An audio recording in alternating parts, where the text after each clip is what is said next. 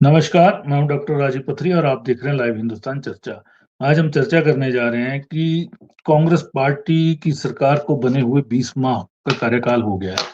लेकिन इसी बीच कहीं न कहीं आपसी सामंजस्य कह लें, चाहे वो कांग्रेस प्रदेशाध्यक्ष के साथ प्रतिभा सिंह जी के साथ हो मुख्यमंत्री का, चाहे उप मुख्यमंत्री मुकेश अग्निहोत्री जी के साथ हो। वो सही ना बैठने के चक्कर में कांग्रेस पार्टी के वरिष्ठ नेता और जिनके टिकट कटे थे और उनसे उस समय पार्टी प्रभारी और प्रतिभा सिंह और बाकी नेताओं ने सबने वायदे किए थे कि आपको सरकार आने पे एडजस्ट किया जाएगा, यानी चेयरमैन वगैरह बनाया जाएगा। सरकार बनते ही कुछ चेयरमैनों की ताजपोशियाँ कर दी गई, लेकिन बीच में जब इस माह फरवरी में जब सरकार गिरने की नौबत आ गई, विद्रोह हो गया, उसके बाद भी कुछ विधायकों को चेयरमैन के पद दिए गए। लेकिन एक सूची जो 1.5 वर्ष पहले हाईकमान ने अप्रूव करके भेजी थी, आज लगभग आधा दर्जन वरिष्ठ नेताओं की, उसको लंबे समय तक लंबित रखा गया, 1.5 वर्ष से ज़्यादा समय। अब पिछले कल ही एक नियुक्ति हुई है, कुलदीप कुमार जी हैं, पूर्व कांग्रेस के अध्यक्ष हैं, राज्य के कैबिनेट मंत्री रहे हैं, डिप्टी स्पीकर रहे हैं, उनकी ताजपोशी हुई है लंबे समय बाद। पता चला है कि हाईकमान ने लगभग 10 वरिष्ठ नेताओं की या पार्टी कार्यकर्ताओं की एक सूची अप्रूव की है। आने वाले समय में एक-एक करके सबकी ताजपोशी की नोटिफ़िकेशन सरकार जारी कर देगी। लेकिन इसी बीच कुछ विधायकों को जो पहली बार विधायक बने हैं, वो उनको भी चेयरमैन बनाने की कवायद या उनकी माँग कह लीजिए या फिर शासन या सरकार उनको चेयरमैन के पद पे देखना चाहता है। वो पेच अभी भी अड़ा हुआ है। हाईकमान ने अभी तक उनकी अप्रूवल नहीं दी है, वो लंबित पड़ी हुई है। और अब क्या इस दिवाली से पहले और चेयरमैन भी बनेंगे इस सरकार में?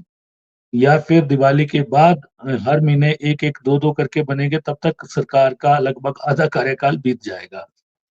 और अब एमएलओ को बनाया जाएगा कि नहीं, क्योंकि पार्टी के अंदर कहीं न कहीं ये भी विरोध है कि दोहरे पद ना दिए जाएँ, क्योंकि अभी तक कुछ लोगों ने संगठन में भी बड़े पद ले रखे हैं और सरकार में भी उन्होंने पद ले रखे हैं। ये भी एक चर्चा चल रही है।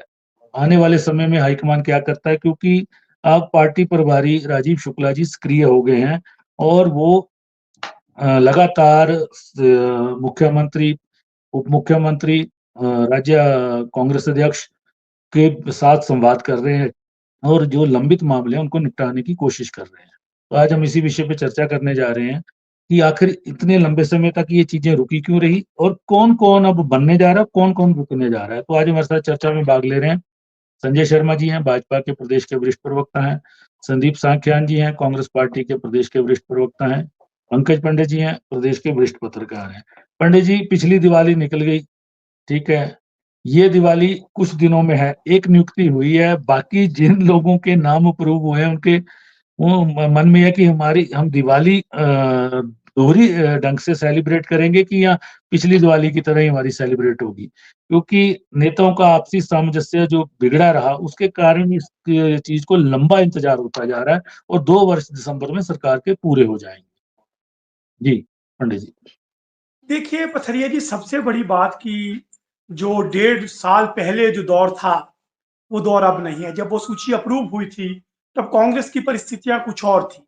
लेकिन जिस तरह आपने बताया कि जब विद्रोह हुआ, उसी के साथ पूरी की पूरी कांग्रेस की कैलकुलेशन भी घूम हाँ, गई, क्योंकि उस समय सबसे महत्वपूर्ण चीज थी कि जो विधायक है उनको बचाए रखना। उसी कड़ी में आपने जी, देखा होगा, काफी नियुक्तियां हुई थी। एक मंत्री की नियुक्ति हुई, जिला कांगड़ा में भी 3-4 नियुक्तियां हुई, कैबिनेट रैंक के साथ हुई। तो अब सबसे बड़ी समस्या कांग्रेस के लिए है कि वर्तमान में जो विधायक है, उनकी अपेक्षाएं और आकांक्षाएं बहुत ज्यादा बढ़ी हुई, और कहीं ना कहीं सुखविंदर सिंह सुक्खू की सरकार पर लगातार एक खतरा जो है मिशन लोटस का, वो बना रहता है। ऐसे में आप कहीं पर भी विधायकों को नाराज नहीं करेंगे कर पाएंगे। अब एक कुलदीप जी वाली नियुक्ति है, ये भी आप देखेंगे कुछ दिनों बाद आपको सुदर्शन बबलू की इसमें धीरे धीरे प्रतिक्रिया आना जो है वो शुरू हो जाएगी, क्योंकि विधायकों को जी, लग रहा है, कुछ विधायकों को तो आपने कैबिनेट रैंक दे दिया, कुछ को सीपीएस बना दिया, अभी बहुत ज्यादा लोग जो है बचे हुए हैं। और जब सरकार पर खतरा था तो बहुत लोगों के साथ जो है प्रॉमिसेस भी किए थे।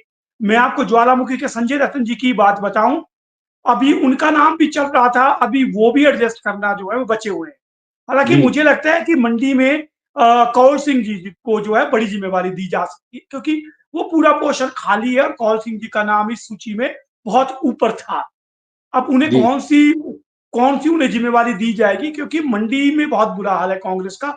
और बड़े अरसे से बात हो रही थी कि मंडी से कुछ ना कुछ कांग्रेस को आगे बढ़ना होगा।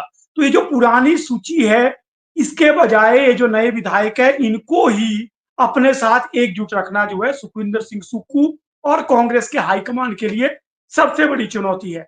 कुलदीप कुमार की जो ये नियुक्ति हुई है, इससे एक आस तो बधी है, पर मुझे लगता है कि ये पूर्व और वर्तमान में संतुलन साधना जो है, ये बहुत बड़ी चुनौती है सुखविंदर सिंह सुक्खू के लिए। दिल्ली दौरे में देखते हैं अब क्या फार्मूला कांग्रेस निकालती लेकिन पंकज जी, अभी तक लगभग 2 दर्जन पद हैं सरकार में जो खाली पड़े हैं, चाहे चेयरमैन के हैं, चाहे वाइस चेयरमैन के हैं।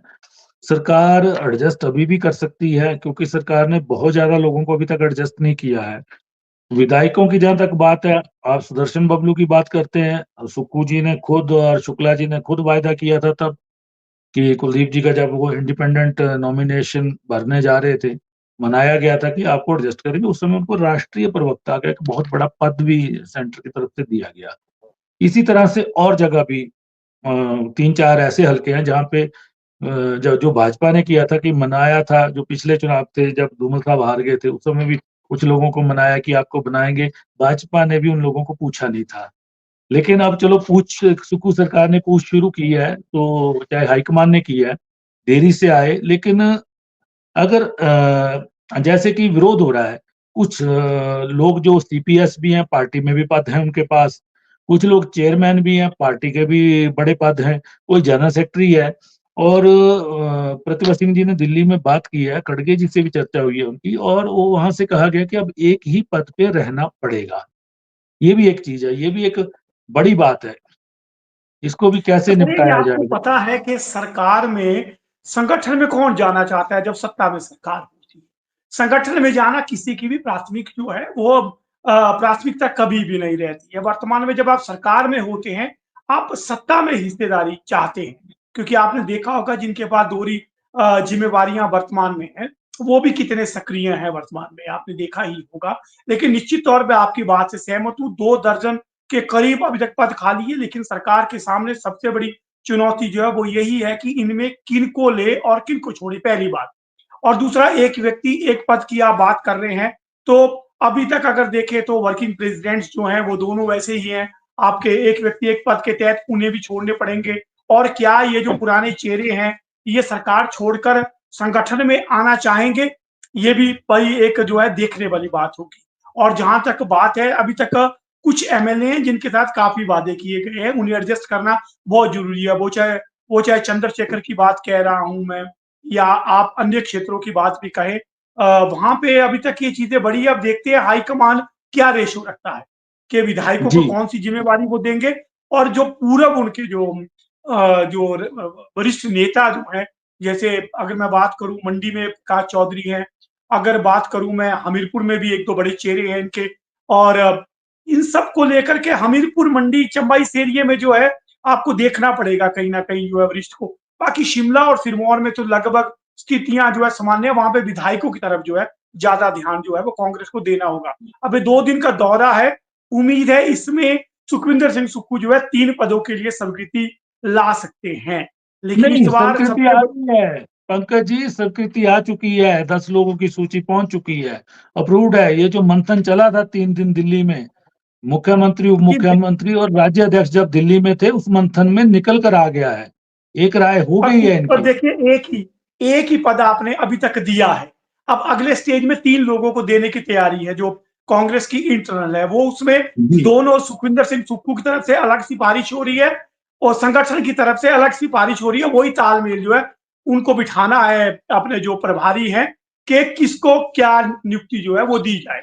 मुझे लगता है कि जी, सरकार के लिए सबसे बड़ी चुनौती है ऐसे दौर में, अगर वो ऐसी नियुक्तियां करती है और निशाने पे रहेगी, क्योंकि एक तरफ आप कह रहे हैं हमारे सामने आर्थिक जो है संकट बहुत बड़ा है, और सीपीएस को लेकर के आप पहले ही जो है वो निशाने पे हैं। और अगर आप एकदम ज्यादा नियुक्तियां करते हैं तो कहीं ना कहीं विपक्ष और ज्यादा बिल्कुल, हमलावर होगा। बिल्कुल। सांख्यान जी, मंडी एक ऐसा 10 हलकों का विधानसभा क्षेत्र है, आपने पूरा का पूरा भाजपा के सहारे छोड़ रखा है, 20 माह हो गए हैं।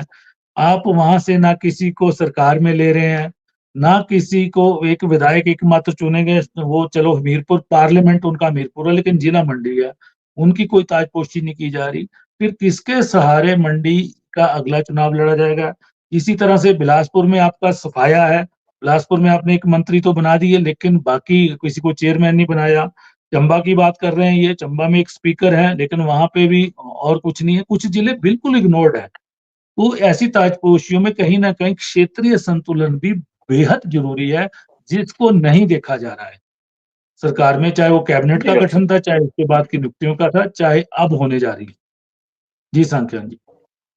जी डॉक्टर साहब मैं समझता हूं कि जब भी कोई संगठन सत्ता में आता है, वो चाहे भारतीय जनता पार्टी हो चाहे कांग्रेस हो, लेकिन उनके लिए ये एक चुनौती रहता है।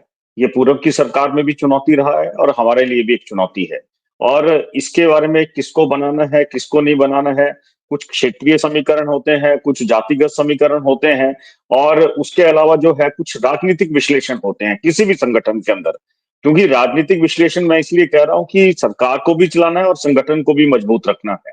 तो ये एक चुनौती भरा कदम होता है। तो इस करके मैं ये समझता हूं कि माननीय मुख्यमंत्री जी और जो प्रदेश के अध्यक्ष हैं या डिप्टी चीफ मिनिस्टर साहब जो हैं, वो एक सामंजस्य बना के जो हैं, वो बड़े मंथन से और बड़े सबको कॉन्फिडेंस में लेके इस चीज के लिए देरी शायद इस वजह से हो रही है।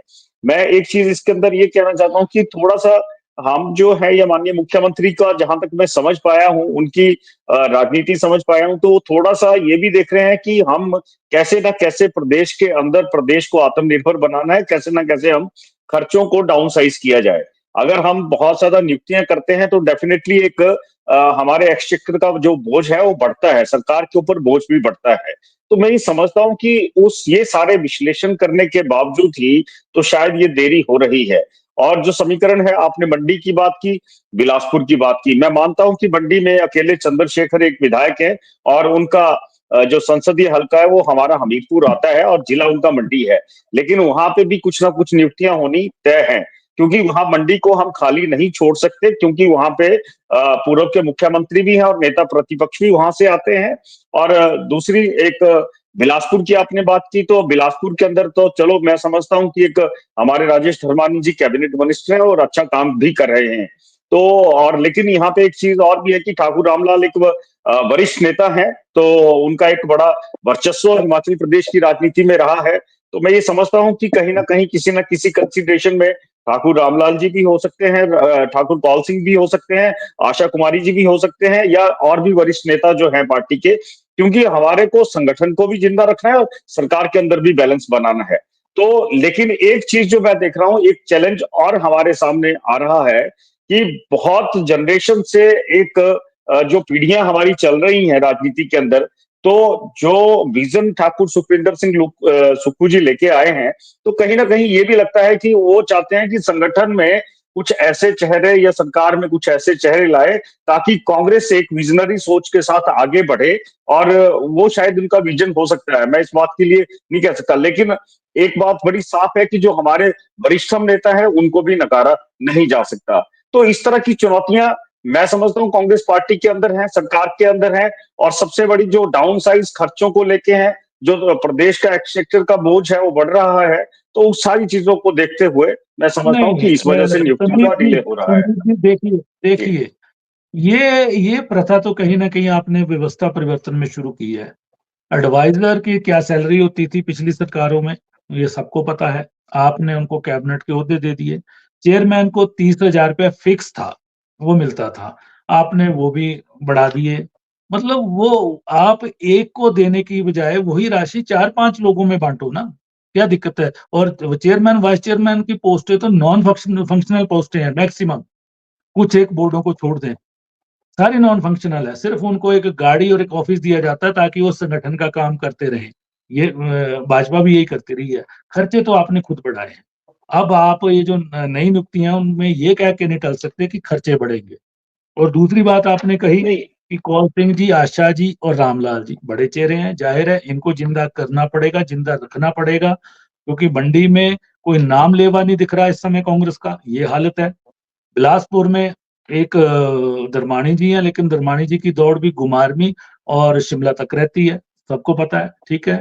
दूसरी बात, आशा जी घर में बैठी हुई हैं, वहां पे स्पीकर साहब एक संवैधानिक पद से बंधे हुए हैं, वो पार्टी के लिए प्रॉपर काम नहीं कर पा रहे, तो कैसे आप पार्टी को कैसे खड़ा करोगे? दूसरी बात आपने कही कि जयराम जी का सिराज हल्का, आपको याद होगा जब भी भाजपा ने हमेशा वीरभद्र सिंह जी के खिलाफ खुशीराम बालनाटा जी चुनाव लड़ते थे, हर बार उनको उनको जिंदा रखने के लिए राजनीतिक तौर पे कोई ना कोई पद दिया जाता था, लेकिन आप जयराम जी के वहां आपका कोई भी नहीं, वहां 3-3 लोग लड़ रहे हैं आपस में कांग्रेस के, तो कहाँ रह जाएगी कांग्रेस फिर आने वाले समय में?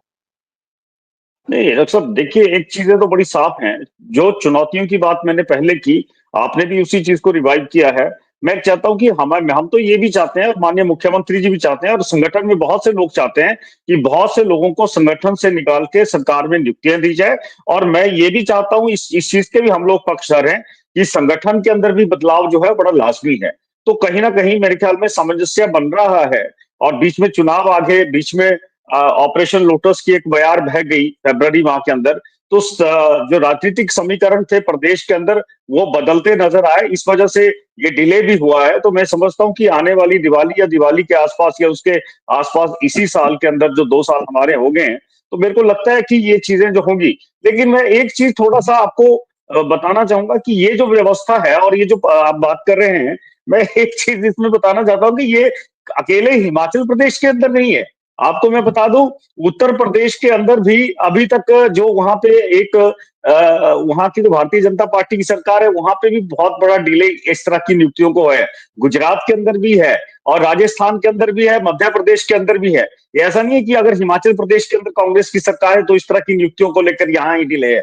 मैं आपको वहां के डिपार्टमेंट, वहां के विभाग गिना सकता हूँ, नहीं, नहीं, वहां आप तो ओबीसी आप से लेके एससी से लेके, पर लेकिन मैं एक चीज कर रहा हूं, तो वहां पे भी कोई ना कोई, देखो राजनीति दिन प्रतिदिन बदलती है और जब राजनीति बदलती है तो उसके हिसाब से जो है चलिए, बिसात बिछाई जाती है। और ये सारे के चलिए, सारे विश्लेषण चलिए, है। इस राजनीति बात से बदलते कोई मना नहीं बदलते है कि 20 हमारे माह में हो गए चुनौती हैं नहीं है। संदीप जी, 20 माह नहीं हो तो गए मैं, हैं और आप बोल रहे हैं अगली दिवाली तक, उसके बाद क्या रह जाएगा आपके पास? नहीं नहीं अगली दिवाली में क्या, बताइए। दिवाली आई और दिवाली के बाद, दिवाली से पहले या दिवाली के बाद हो जाएगा। अगली दिवाली चलिए, नहीं मैं कह रहा हूं। तो मेरे ख्याल में ये जो है, चलिए, ये चलिए, माननीय मुख्यमंत्री जी के संज्ञान में ये मसला है। और प्रदेश अध्यक्ष के चलिए, भी और जो भी हमारे कांग्रेस पार्टी के हिमाचल प्रदेश के कर्णधार नेता हैं उनके मन में है। तो कहीं ना कहीं ये चीजें संगठन और सरकार दोनों को लेकर चल रही है। चलिए, संजय जी जुड़े हैं हमारे साथ। संजय जी, जो कुछ हो रहा है देरी से हो रहा है कांग्रेस में, और आपके लिए तो पूरा मैदान छोड़ा जा रहा है। कुछ जगह को ज्यादा दिया जा रहा है, कुछ को कुछ भी नहीं दिया जा रहा है। हालात ये है, क्षेत्रीय समीकरण पूरी तरह से गड़बड़ाए हुए हैं। और जहां तक एक मंत्री का पद है वो किसको मिलेगा, धींगा मुष्टि भयंकर चली हुई है। कोई बोल रहा है कि कांगड़ा में राजपूत खत्म कर दिए हैं कांग्रेस ने, एक राजपूत लीडर उभारना है। कोई भवानी सिंह की तरफ घूम जाता है, कोई संजय रतन की पैरवी कर देता है। तो ये भी मसला लगभग 20 माह से फंसा है, आगे भी पता नहीं कितने माह फंसा रहेगा।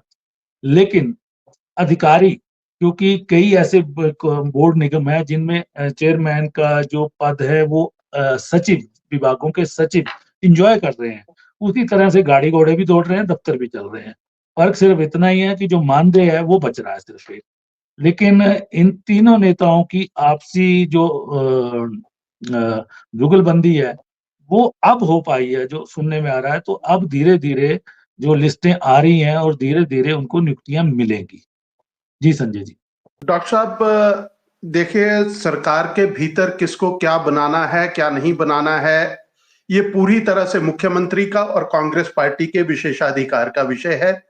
भारतीय जनता पार्टी को केवल एक दृष्टि, एक विपक्षी दल के नाते एक नजर रखनी है कि आप स्वयं मीडिया के समक्ष खड़े होकर के कहते हैं कि प्रदेश के हालात, जब आप सत्ता संभालते हैं तो ये आपका अपना बयान है कि प्रदेश के हालात श्रीलंका के जैसे किसी भी समय हो सकते हैं। आपने उस समय कहा था और आज आप शायद दिखाने का प्रयत्न कर रहे हैं, आप अपनी राजनीतिक स्थिरता दिखाने के लिए आप एक प्रयत्न कर रहे हैं कि कुछ नहीं हो रहा है, हम हर वर्ग को खुश करना चाहते हैं। वो आपकी राजनीतिक मजबूरी हो सकती है, लेकिन प्रदेश की आर्थिक स्थिति किसी भी तरह से, चाहे आप किसी भी अर्थशास्त्री से पूछ ले, चाहे किसी भी आप पुराने राजनीतिज्ञ से पूछ लो कि क्या प्रदेश ऐसी नियुक्तियों को अफोर्डेबिलिटी अभी बनती है या नहीं बनती है। चर्चा संदीप की कर रहे थे कि शायद इस दिवाली तक या किस भी दिवाली तक, अगर दिवाली आती, किसी गरीब आदमी के घर की दिवाली को अगर आप खुश कर देते तो हम मानते कि कांग्रेस पार्टी प्रदेश के अंदर व्यवस्था परिवर्तन के नाम पे आई थी और व्यवस्था बदलनी शुरू हो गई। दिवाली उस नौजवान की, आप जिसके लिए आपने वायदा किया था कि हर साल 1 लाख नौकरी देंगे, अगर उस नौजवान की दिवाली को आप खुश करते, उसकी रंगीन करते, उसकी दिवाली को उसके घर का दिया जलता, तो हम मानते कि प्रदेश के अंदर व्यवस्था परिवर्तन हुआ है। आपने कहा था प्रदेश की हर महिला को 1500 रुपया हर महीना देंगे। अगर वो 2 साल बीत जाने के बाद भी अगर उसके खाते में जाना शुरू हो जाता तो हम मानते कि हमारे प्रदेश की महिलाओं का, बहनों का दिवाली जो है वो आपने रोशन करी है। आप किसान की बात करते थे, आपने कहा था 80 रुपए और 100 रुपए किलो हम दूध लेंगे, लेकिन आपने लिया नहीं लिया। अगर आप 2 वर्ष बीत जाने के बाद भी अगर उसका खरीदना शुरू कर देते तो हम मानते कि प्रदेश के हर नागरिक की दिवाली आप रोशन करना चाहते।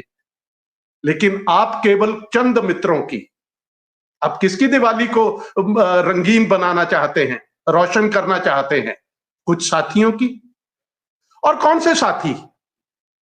आप देखिए कल जो नियुक्ति हुई है, एक तो मुझे तो उस व्यक्ति के ऊपर लग रहा है कि कौन सी नियुक्ति आप ले रहे हो। आप विधानसभा के अध्यक्ष रहे हैं, आप प्रदेश के अंदर मंत्री रहे हैं। क्या आपको, आप एक गाड़ी घूमने के लिए अफोर्ड नहीं कर सकते थे? केवल आपकी गाड़ी में तेल डल जाए इसके लिए आपको इस व्यवस्था के लिए अच्छा होता अगर वो व्यवस्था संदीप जी जैसे कार्यकर्ता जो पार्टी को दिन रात डिफेंड करते हैं, ऐसे कार्यकर्ताओं को मौका मिलता। आप हारे नकारे, जिनको टिकट मिली नहीं मिली, सैकड़ों लोग कतार में लगे हुए हैं। आपकी, अगर हम प्रदेश की आर्थिक स्थिति से दूसरी दृष्टि में भी चले जाएं तो ऐसे कार्यकर्ता जो वर्षों से लगे हैं, जो समर्पण भाव से लगे हैं, क्या उनका अधिकार नहीं बनता था? क्या मुख्यमंत्री के चंद चहेते लोग जो है, केवल सत्ता का, अगर सत्ता का स्वाद चखाना है, केवल उन्हीं का अधिकार बनता है? आप लाते, आप मानते कि पार्टी के लिए दिन रात काम करने वाले लोगों को आपने खड़ा करने का प्रयास किया है, तो हम मानते कि व्यवस्था परिवर्तन के लिए गंभीर है। आखिरकार मुख्यमंत्री भी तो पार्टी के अध्यक्ष भी रहे हैं, वो पार्टी के कार्यकर्ता के दुख दर्द को भी तो उन्होंने भी तो महसूस किया होगा। उन्होंने भी तो वो समय देखा होगा जब उनको सत्ता पक्ष, अपनी ही पार्टी का सत्ता पक्ष उनको प्रताड़ित करता था, उनके साथ जुड़े हुए कार्यकर्ताओं को प्रताड़ित करता था। आप उसमें व्यवस्था परिवर्तन लाते कि मैं संगठन को भी खड़ा करना है, मैं केवल चंद लोगों की भीड़ जो चुनाव भी लड़ती है, जो मंत्री भी बनते हैं, जब आप सत्ता में नहीं है, अगर वो किसी तरह से टिकट कट गया या उनको मंत्री पद नहीं मिला तो आप दूसरे रास्ते से क्यों प्रसन्न करना चाहते हैं? संजय जी पॉलिटिकल प्रॉमिसेस होते हैं, लेकिन हमारा आज का यही विषय कि उनको निभाने में देरी बड़ी लंबी कर दी गई। प्रॉमिस हुए, आपकी गवर्नमेंट ने, देखिए उस समय याद होगा आपको, एक शर्त पे टिकट दी गई, जिसको टिकट दिया गया है उसको सरकार में हम चेयरमैन वगैरह नहीं बनाएंगे, लेकिन व्यवस्था तुरंत पहले माह में बदल गई। आधा दर्जन लोग आपने हारे हुए चेयरमैन बनाए, उनमें कैबिनेट रैंक भी दिया आपने भी। मतलब दोनों तरफ माहौल एक जैसा है, माहौल में कोई ज्यादा फर्क नहीं। केवल एक व्यक्ति को, भारतीय जनता पार्टी की सरकार में केवल एक व्यक्ति को कैबिनेट रैंक के साथ एक पद दिया गया था। यहाँ पे आपने कितने सलाहकार आपके केवल कैबिनेट रैंक लेकर के चलते हैं। एक आपके चेयरमैन है, वो तो नोटिफिकेशंस को पढ़ा करके जहां भी जाते हैं, अगर उनको कहीं कैबिनेट रैंक मंत्री ना बोला जाए, वो अध्यक्ष हैं, चेयरमैन हैं, लेकिन अगर उनको मंत्री ना बोला जाए तो वो नाराज हो जाते हैं। बिल्कुल संजय जी, उनके बड़े बड़े फट्टे राजधानी में भी देखने को मिलते हैं, और उनको लेके भी एक शिकायत पहुंची हाईकमान के पास कि एक बोर्ड के कारपोरेशन के वो चेयरमैन है और एक बोर्ड के वो वाइस चेयरमैन है, उस पर भी बड़ी आपत्ति उठी है। दो के हैं वो, एक के तो नहीं। निश्चित तौर पे आप ये देखिए ना कि आपने क्या व्यवस्था क्या खड़ी कर रहे हैं। आप भारतीय देखिए, अगर हमने कोई गलत किया होगा, हमने जल्दी बनाए, देर से बनाए, हमारा समय चला गया, हम 2 वर्ष होने लगे, हम विपक्ष में बैठे हैं। आप हमारी परिपाटी को देख करके मत चलिए। आपने व्यवस्था परिवर्तन खड़ा करने का नारा आपने दिया, आपको उसके ऊपर खरा उतरना है। और जी आप निश्चित तौर पे, मैं कल नेता प्रतिपक्ष ने भी जो शब्द कहे हैं कि आप व्यवस्था परिवर्तन नहीं, व्यवस्था पतन की तरफ जा रहे हैं। आप सीपीएस की फौज को खड़ा कर रहे हैं, आप चेयरमैन वाइस चेयरमैन की फौज को खड़ा कर रहे हैं, आप एडवाइजर्स की फौज को खड़ा कर रहे हैं। आज आप हर व्यक्ति की तरफ, तो जो सरकार और कांग्रेस पार्टी से जुड़ा है उसको तो आप देख रहे हैं। केवल अगर नहीं देख रहे हैं तो वो है प्रदेश की जनता, जो आज भी ठगा सा महसूस कर रही है। जी अगर गलतियां भारतीय जनता पार्टी के अगर आप गिनाने की उस पे जाएंगे तो निश्चित तौर पे अगर गलती हुई होगी तो उसका खामियाजा हम भुगत रहे हैं, हम सत्ता से बाहर बैठे हैं। लेकिन नहीं, आप पर लेकिन उन्होंने भी अपना पॉलिटिकल पार्टी भी चलानी है, सरकार भी चलानी है। ठीक है, एडवाइजर को लेके तो ये सरकार निशाने पे है, लेकिन चेयरमैन वाइस चेयरमैन अगर नियुक्त होते हैं नेता या पार्टी के वरिष्ठ कार्यकर्ता, तो इसमें ऐतराज बीजेपी को भी नहीं होना चाहिए, क्योंकि भाजपा ने भी बनाया। नहीं है ऐतराज। पथरिया जी आप बताइए, 30,000 आपने स्वयं अपनी चर्चा में आपने ये शब्द 30,000 रुपया मानदेय मिलता था। इन चीजों पे आपको पिन पॉइंट करना चाहिए ना। 30,000 रुपया मिलता था, आपने क्या कर दिया? 1.5 लाख कर दिया। आखिरकार क्या ये एक्सचेकर जो है, आखिर कहीं भी पैसा जो है कहीं लूट का पैसा तो नहीं आया है। सिर्फ ये किस लिए? किसी कार्यकर्ता को मान सम्मान देने के लिए, राजनीतिक दल के अंदर लाभ देने के लिए नहीं, सम्मान देने के लिए किसी कार्यकर्ता को ये पद दिए जाते हैं। लेकिन आप तो उनको आर्थिक लाभ देने के आधार के ऊपर आप इस दिशा की तरफ जा रहे हैं। तो जब इस दिशा की तरफ जा रहे हैं, तो आप स्वयं अंदाजा लगा लीजिए कि प्रदेश जाएगा किस तरफ। चलिए, संदीप जी जवाब देना चाह रहे थे। संदीप जी, जरा समय का अभाव है, जरा शॉर्ट में दे। हाँ नहीं सर, मैं तो सिर्फ इतना सा बोल रहा था संजय जी को कि संजय जी, आप व्यवस्था परिवर्तन की बात कर रहे हैं, आपने भी डबल इंजन उड़ाए थे और डबल इंजनों का क्या हाल हुआ वो आपके सामने है। आप दिवाली की बात कर रहे हैं तो मैं दिवाली का आपको जवाब देना चाहता हूं कि इस देश के अंदर ये जो आने वाली दिवाली है 10 दिन बाद, ये 11वीं दिवाली है आपकी देश की, भारतीय जनता पार्टी की देश की सरकार की। 11 दिवाली में आपने कौन सी ऐसी मिठास बांट दी इस दिवाली के अंदर जो आप कांग्रेस को, हिमाचल की 2 साल की सरकार को कोस रहे हैं। और तीसरा मैं आपको ये कहना चाहता हूं कि आप जो कह रहे थे, अभी भी आज की डेट के अंदर हमने 28,000 नौकरियां अभी तक दी हैं। ये डाटा है, सरकारी डाटा है और ये ऑथेंटिक डाटा है। मैं आपको बता रहा हूँ, आपने भी 2 करोड़ नौकरियों का। संदीप जी, आपका डाटा गलत है। आपकी इकोनॉमिकल सर्वे की रिपोर्ट आती है, 257 नौकरियों का जिक्र होता है पिछले फाइनेंशियल ईयर तक। आपने सिर्फ पद स्वीकृत किए, भरे अभी बहुत कम है। नहीं, अभी तो आप हजारों पद स्वीकृत किए हैं, मैं बता रहा हूँ 28,000 हमने पद स्वीकृत किए। अभी डॉक्टर साहब 1100 तो आपके टीजीटी लग गए यहाँ पे। आप देखिए, अभी जो नई अपॉइंटमेंट पिछले 1 महीना 2 महीना पहले हो तो 1100 तो टीजीटी लगे हैं। और मैं आपको एक चीज बता रहा हूँ कि उसके बाद आपकी सरकार ने 2 करोड़ नौकरियों का यहाँ पे झांसा दिया था इस देश के अंदर। तो मैं ये कह रहा हूँ कि मैं पथरिया जी की बात से काफी सहमत हूं कि कुछ एक पॉलिटिकल स्टेटमेंट्स होती हैं और पॉलिटिकल स्टेटमेंट को हमने किस तरह से आधारभूत ढंग से लाना है। आज 23,000 करोड़ रुपया जो है हमारी लेनदारी है, हमने लेना है आपकी केंद्र की सरकार से। लेकिन यहाँ पे सरकार को आप राजनीतिक तौर पे कोसना तो बहुत अच्छे से कर रहे हैं, इसमें कोई शक नहीं है, क्योंकि जो भी सरकार होती है उसके खिलाफ हम भी अच्छे से बोल लेते हैं, आप भी बहुत अच्छे से बोल रहे हो। लेकिन जो धरातल की योजना है, आप अपने भूतकाल में भी थोड़ा सा झांक के देख लेते हैं तो ये चीजें हैं। और क्योंकि आज की जो चर्चा थी वो बड़ी सकारात्मक चर्चा थी और मैंने खुद पहले शुरू से कहा है कि देखिए, नियुक्तियां हर पार्टी की सरकार के अंदर होती हैं, लेकिन उसके अंदर देखना है, ये माननीय मुख्यमंत्री जी का विशेष अधिकार है कि कब करनी है। संगठन में भी एक बैलेंस होगा, सरकार के अंदर भी एक बैलेंस होगा। तो ये सारी चीजें इस परिदृश्य को सामने रखते हुए ही आगे हमारे प्रदेश को बढ़ाना है। तो ये चीजें हैं और आपके सामने हम इन चीजों से मुकर नहीं रहे हैं। लेकिन मैं ये कहता हूँ कि कुछ तो अपने गिरेबान में भी झांक के देख लीजिए। चलिए संदीप जी गिरेबान वो है। पंकज जी, जो इंतजार है, जो लंबा इंतजार हो जाता है, वर्कर का एक मनोबल टूटता है, क्योंकि बहुत से कारपोरेशन निगम है जहाँ बीओडी तक नहीं बनी है अभी तक। उनमें वर्कर को रहता है जो ज़्यादा काम करते हैं कि हमें स्थान मिलेगा, वो सारी खाली हैं। लगभग इसी तरह का माहौल चला है। जैसा ज़िक्र किया कि बड़े नेता, कुछ नेता भी ज़िंदा रखने पड़ते हैं और नए वर्कर भी जोड़ने पड़ते हैं, एक पूरा टीम बनानी पड़ती है। अगर मंडी खाली है, आपने जैसे कौल सिंह जी का ज़िक्र किया, पूरी मंडी, पूरा डिस्ट्रिक्ट खाली है। बीजेपी अब मेरे को लगता है हैट्रिक लगाने के, अगले चुनाव में हैट्रिक लगाने के चक्कर में है। पहले उन्होंने 9 लिए, फिर 9 जीते, अब आगे कहीं वो 10 ना जीत जाए। ऐसे हालात है मंडी के। आपके कांग्रेस के संदीप जी, लोग बोलते हैं कि मंडी को तो देखा नहीं जा रहा है। चंबा की हालत भी वैसी है। बिलासपुर में आप खुद बैठे हैं, एक विधायक के सहारे हैं आप, ठीक है, 3 तो उनके जीत लिए और आपके पास अब कैंडिडेचर भी ऐसे नहीं रह गए हैं।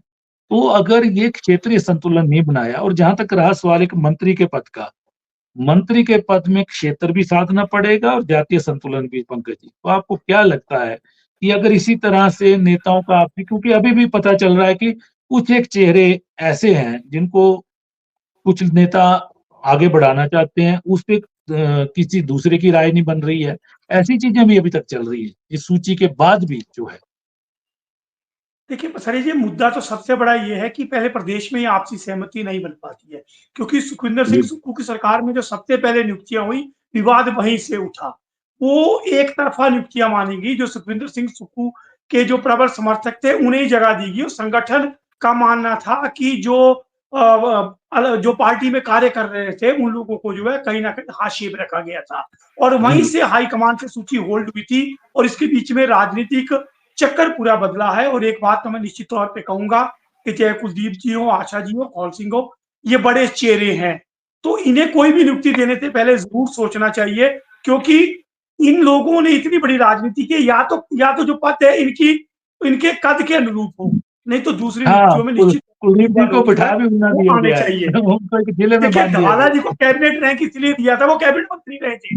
पर आप जी। कैबिनेट जो रहे हैं, लोग जो विधानसभा अध्यक्ष रहे हैं, या जो इतने बड़े पदों पर रहे हैं, अगर आप उन्हें कोई चेयरमैन वाइस चेयरमैन बनाएंगे, तो मुझे लगेगा कि उससे आपको ना तो राजनीतिक लाभ होगा, और उस व्यक्ति की गरिमा को भी कहीं ना कहीं ठेस बिल्कुल, पहुंचेगी। कुलदीप कुलदीप तो जी डिजर्व करते हैं कि उनको कैबिनेट रैंक साथ दिया जाना चाहिए था। बिल्कुल, आपने सही चक्रव्यूह में बात फंसे बताई। हैं इस समय सुखविंदर सिंह सुक्खू, और उन्हें समझ नहीं आ रहा है। और कुल मिला के संगठन का दबाव भी आप देखते हैं, प्रतिभा और सुखविंदर सिंह सुक्खू की कशमकश के बीच में इस समुद्र मंथन से कौन से चेहरे निकल कर आते हैं, और जी, जिनको दिवाली का तोहफा जैसे मिल जाए। संदीप जी कह रहे हैं उन्हें मिलता है। उम्मीद है अगली दिवाली से पहले कुछ हो। अगली दिवाली की बात कर रहे हैं चलिए, संदीप अब जी। चलिए, वायनाड चुनाव है, मैं इसी महाराष्ट्र दिवाली की चुनाव है, बात कर उनके रहा परिणाम आने दीजिए, हूँ। इसके बाद ये सब होगा मुझे लगता है। चलिए, चलिए चर्चा को विराम देते हैं। तो आज हम चर्चा कर रहे थे कि हिमाचल प्रदेश में 20 माह का लंबा अंतराल लग गया कि कांग्रेस के वरिष्ठ नेताओं को, कार्यकर्ताओं को कुछ पद दिए जाएं सरकार में, ताकि वो पार्टी के लिए एक मजबूत कार्य कर सकें। लेकिन लंबा समय लग गया। शुरू में जो नियुक्तियां हुई, काफी नियुक्तियां हुई, लेकिन वो एक गुट विशेष की हुई, मुख्यमंत्री जी की पसंद की नियुक्तियां हुई। सिर्फ एक नियुक्ति 1 साल बाद जो होती है वो हॉली लॉज के चहेते यशवंत शाजदा की होती है। अब जो नियुक्तियां होंगी, अब देखना हाईकमान ने क्या अप्रूवल दी है, क्या हाईकमान ने जो वायदे किए हैं नेताओं से, वर्कर से, वो निभाएगा, संगठन के जो वायदे हैं वो देखना है। लेकिन अगर लंबा इंतजार होता रहा तो मनोबल वर्कर का और नेताओं का टूट जाएगा, पूरी तरह से टूट जाएगा। अगर नियुक्तियां करनी है तो एक मुश्त कर देनी चाहिए। इसके लिए अब और लंबा इंतजार वर्कर और कांग्रेस का नेता झेलने को तैयार नहीं है। तो आज हमने इसी विषय पे चर्चा की, आप सबने चर्चा में भाग लिया। मैं आप सबका धन्यवाद करता हूँ।